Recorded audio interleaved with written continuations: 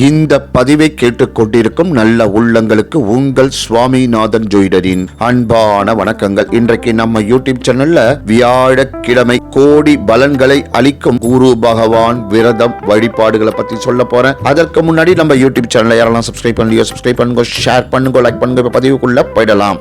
ஜனன ஜாதகத்தில் குருவின் பலன் குறைவாக உள்ளவர்கள் குரு விரதம் இருந்து அவரை நற்பலன்களை பெறலாம். குரு விரதம் எப்படி இருக்கலாம் வாங்க இந்த பதிவின் மூலம் தெரிந்து கொள்ளலாம். சுப கிரகம், நவகிரகங்களில் முழு சுப கிரகமாக விளங்குபவர் குரு பகவான். இவர் மனித வாழ்விற்கு உண்டான அனைத்து ஏற்றங்கள், நன்மைகளையும் செல்வங்களையும் வாரி வழங்கக்கூடியவர் என்பதால் குரு பகவானுக்கு தனி சிறப்பு உண்டு.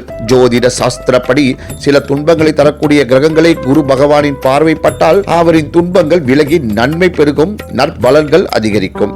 வியாழன் கிரகத்திலிருந்து வெளிப்படும் மஞ்சள் நிற கதிர் சூரிய கதிரோடு கலப்பதால் பூமியில் உயிரினங்கள் தோன்றுகின்றன. ஜனன காலத்தில் ஜாதகத்தில் குரு பலம் பெற்றிருப்பவர்களுக்கு உடல் ஆரோக்கியம், மன அமைதி, ஆன்மீக சிந்தனை, மந்திர சாஸ்திரம், தெய்வ தரிசனம், ஆன்மீக குருக்களின் சந்திப்பு, தெய்வ பக்தி, நல்ல புத்திரர், சமூகத்தில் நன்மதிப்பு, அனைத்து வகை செல்வங்கள் கிடைக்கும். குருவின் நட்சத்திரங்களான புனர்பூசம், விசாகம், பூரட்டாதி நட்சத்திரங்களில் பிறந்தவர்களுடன் நட்பு உண்டாகும். மஞ்சள் நிற ஆடை அணிவதில் விருப்பம் ஏற்படும். ஜனன காலத்தில் ஜாதகத்தில் சிலருக்கு குருவின் பார்வை குறைவாக இருப்பதால் பிள்ளைகளால் அவப்பெயர், ஆன்மீக நாட்ட குறைவு, ஆரோக்கியமின்மை, பொருளாதார வளர்ச்சி குறைவு உள்ளிட்ட குறைவுகள் ஏற்படும்.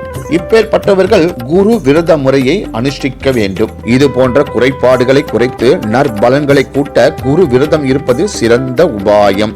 அது மட்டுமில்லாமல் விரதம் இருந்து குருவின் ஸ்தலமான ஆலங்குடி சென்று வழிபாடு செய்ய வேண்டும். திருச்செந்தூர் சென்று முருகனை விரதம் இருந்து வழிபடலாம். வசதி இல்லாதவர்களின் திருமணத்திற்கு தாலிக்கு பொன் தானம் செய்யலாம். யானைக்கு கரும்பை உணவாக கொடுக்கலாம். வியாழக்கிழமைகளில் சிவன் கோவிலில் குரு பகவானை சென்று வழிபடலாம். கொண்ட கடலையால் ஆன மாலையை சாற்றி வழிபாடு செய்வது நல்லது. வியாழக்கிழமைகளில் விரதமிருந்து சித்தர்களின் ஜீவ சமாதி சென்று வழிபடலாம் என்று கூறி இந்த சிறப்பான ஆன்மீக பதிவை நிறைவு செய்கிறேன். நன்றி, வணக்கம், வாழ்க வளமுடன்.